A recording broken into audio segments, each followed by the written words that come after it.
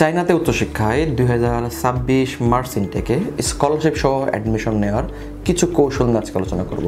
আমরা সবাই জানি যে চায়না সব থেকে বেশি স্কলারশিপ দেয় এবং এই স্কলারশিপ যখন পাওয়া হয় তখন কিন্তু আমাদের একটা হেল্প বা আমাদের কিন্তু একটা আলাদা কিন্তু একটা অ্যাডভান্টেজ পাই। সেটা হতে পারে ফাইন্যান্সিয়াল অ্যাডভান্টেজ। মেইনলি আমরা যদি বড় বড় কান্ট্রির কথা চিন্তা করি, বিভিন্ন দেশে আমরা মেইন ব্যারিয়ার হলো যে আমরা অ্যাফোর্ড করতে পারি না টিউশন ফিসটা, অ্যাকোমোডেশন ফিস বা অনেক ধরনের কস্টিং যেটা আমাদের আয়তের বাইরে। যেহেতু চায়নাতে আমরা পড়তে যাচ্ছি, আমরা মধ্যবিত্ত, আমাদের অডিয়েন্সই মেইনলি মধ্যবিত্ত বা নিম্ন মধ্যবিত্ত, তো আমাদের কাছে কিন্তু একটা স্কলারশিপ অনেক বড় একটা ফ্যাক্ট। তো স্কলারশিপ পাওয়ার জন্য অবশ্যই আপনাকে কিছু ক্রাইটেরিয়া মেনটেন করতে হবে এবং সেগুলো কী কী বা চায়নাতে স্কলারশিপ দিচ্ছে তার মানে এই না সবাইকে দিচ্ছে, তো তার মানে তো এই হলো না, তাহলে তো এটা হয়ে গেল সবার জন্য স্কলারশিপ। ব্যাপারটা যদি আপনি বাস্তবতা দেখেন আপনি চাইলেই বিভিন্ন রকম প্রোপাগান্ডা মার্কেটিং দেখতে পারবেন সব স্কলারশিপ, বাট আলটিমেটলি স্কলারশিপ পাচ্ছে কারা, কেন পাচ্ছে, কীভাবে পাচ্ছে, আসলে এইটাই বড় ফ্যাক্ট। তো চায়নাতে মার্চ ইনটেকে স্কলারশিপ পাওয়ার জন্য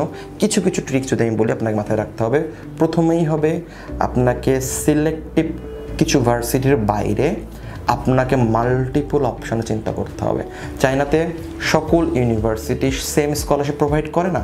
আমরা হয়তো বা ফোনে মুখে শুনি 100% স্কলারশিপ, বাট এই 100% সকল ভার্সিটি দেয়?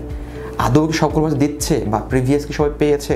ব্যাপারটা এমন না। ব্যাপারটা হলো সকল ভার্সিটি সেম স্কলারশিপ দেয় না। এটা ডিপেন্ড করে ভার্সিটির প্রভিন্সের উপরে, যে আপনি কোন প্রভিন্স থেকে কত টাকা ফান্ডিং পাচ্ছে, ভার্সিটি কীভাবে ফান্ডিং ম্যানেজ করতে পারছে বা কোন সাবজেক্টে তারা ফোকাস করছে, এইটাই মেইনলি ফ্যাক্ট। তো আপনাকে প্রথমেই ভার্সিটি সিলেক্ট করতে হবে যারা ফুল স্কলারশিপ প্রোভাইড করে, এটা নাম্বার ওয়ান। এবং সেটা একটা দুটো হলে হবে না, আপনাকে অবশ্যই আমি বলবো স্কলারশিপ মানেই যে ফুল ফি পেতে হবে এটারও কোনো প্রশ্ন নাই।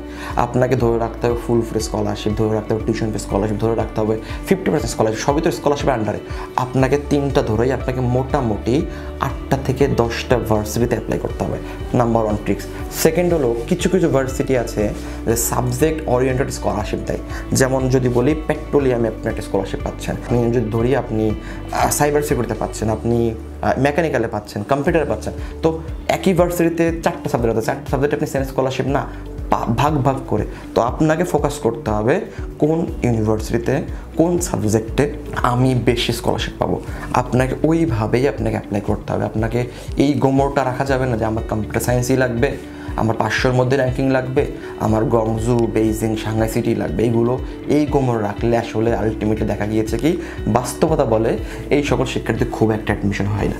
যদি আপনি অ্যাডমিশন লাগে, যদি মনে হয় না আমি সব কিছু ম্যানেজ করতে পারবো, তাহলে আপনাকে এইভাবে আগাতে হবে, ভার্সিটি সিলেক্ট করতে হবে মাল্টিপুল, এবং আপনাকে মাল্টিপুল ভার্সিটিতে অ্যাপ্লাই করতে হবে। যদি ইন কেস অ্যাডমিশন নাও আসে তাহলে সেকেন্ডটা থেকে অ্যাডমিশন আসছে, সেকেন্ড রিজেক্ট হলো থার্ড হলে ফোর্থটা, এইভাবে আপনি কিন্তু একটা দিন শেষে কিন্তু আপনি একটা ডাইভার্সিটি করতে পারবেন। দিন শেষে আপনি কিন্তু একটা ক্যালকুলেশন করতে পারছেন, আপনি অ্যাপ্লাই করলেন 6টাতে, আপনি অ্যাডমিশন কয়টা থেকে আসলো, যে অ্যাডমিশন আপনি পেয়েছেন 3টা থেকে, সেটার মধ্যে কোনটা বেটার, সেটা হতে পারে ভার্সিটির দিক থেকে, হতে পারে সাবজেক্টের দিক থেকে, হতে পারে সেটা স্কলারশিপের দিক থেকে। এটা হলো নাম্বার ওয়ান, আপনাকে মাল্টিপল। সেকেন্ড, আপনাকে আপনার একাডেমিক পেপারসগুলো আপনাকে খুবই ভালোভাবে আপনাকে মেনটেন করতে হবে। লাইক রেজাল্ট লো নিয়ে আপনি ফুল ফ্রি আশা করতেই পারেন, এটা আপনাকে বাদ দিতে হবে। অনেকেই বলে চায়নাতে কোনো রেজাল্ট লাগে না, যে কোনো রেজাল্ট ফুল ফ্রি, এটা মিথ্যা কথা।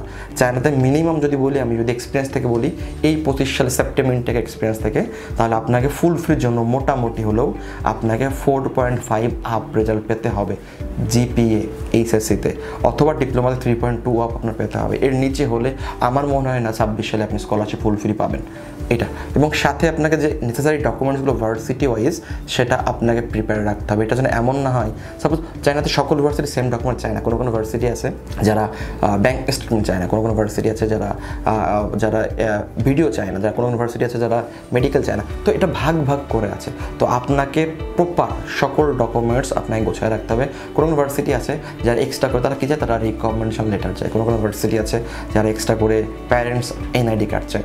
সকল ডকুমেন্টস আপনাকে প্রিপেয়ার করে রাখতে হবে। প্রিপেয়ার করে রাখার পরেই দেন আপনাকে আগাতে হবে। এটা যেন এমন না হয় ভার্সিটি চাচ্ছে আর আপনি আবার 10 দিন সময় নিচ্ছেন আপনার পেপারসটা দেওয়ার জন্য। You have to prepare everything before apply, আপনাকে সম্পূর্ণ রেডি করে অ্যাপ্লাই করতে হবে। থার্ড ট্রিক্স হলো, বর্তমানে চায়নাতে এন্ট্রান্স এক্সাম হচ্ছে অ্যাডমিশনের আগে, ইন্টারভিউ হচ্ছে অথবা ভিডিও নিচ্ছে ভার্সিটি, সেলফ ইন্ট্রোডাকশন ভিডিও, অবশ্যই আপনি ইংলিশে ভালো হতে হবে। যদি ভার্সিটি এক্সাম নাই, আপনাকে আগে থেকে এক্সামের প্রস্তুতি নিয়ে রাখতে হবে যে কোন কোন বিষয়ের উপর এক্সাম নেবে। যদি ইন্টারভিউ নেয় তাহলে আপনার আগে থেকেই ওই প্রশ্নগুলো সম্পর্কে আপনার প্রিপেয়ার রাখতে হবে, কী কী ব্যাপারে ইন্টারভিউ হবে।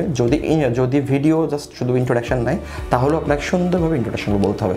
মেইনলি এই 2-3-4টা যদি আমি বলি, যদি আপনি এইভাবে যদি ধাপে ধাপে প্রিপেয়ার করে রাখতে পারেন, তাহলে অবশ্যই চায়নাতে আপনি দিন শেষে একটা ভালো স্কলারশিপ, ভালো ইউনিভার্সিটি এবং আপনার পছন্দের সাবজেক্টে আপনি অ্যাডমিশন নিয়ে মার্কসিনটাকে করতে যেতে পারবেন। চায়না হচ্ছে সেখানে যদি আপনার যদি আরও জানার আগ্রহ থাকে, যদি প্রশ্ন থাকে, আপনি চাইলে আমাদের অফিসে আসতে পারেন। আমরা WWC 6 বছর এই সময় ধরে চায়না ইউনিভার্সিটি স্কলারশিপ নিয়ে কাজ করে আসছি। আশা করি আপনার উচ্চশিক্ষার জার্নি WWC এর সাথে শুভ হবে।